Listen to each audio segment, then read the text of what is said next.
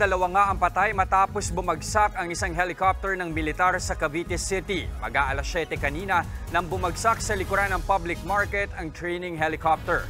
Ayon sa Armed Forces of the Philippines, mga tauhan ng Philippine Navy ang dalawang sakay ng bumagsak na chopper. Sa inisyal na investigasyon, lumabas na sinubukan pang mag-emergency landing ng chopper bago bumagsak. Kinailangan pang alisin sa pagkakaipit ang mga sakay ng chopper. Binawian ng buhay sa ospital ang mga biktima. Inaalam pa ang naging sanhi ng crash. So galing po ito dun sa ating headquarters ng Naval Air Group.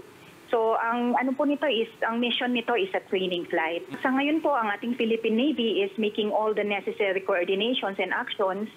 Una po muna inform muna nila yung families ng deceased, no? And then the proper investigation will be conducted.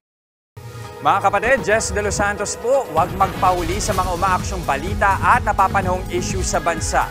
Para sa mas malawak na balitaan, mag-subscribe at mag-follow sa social media pages ng News 5.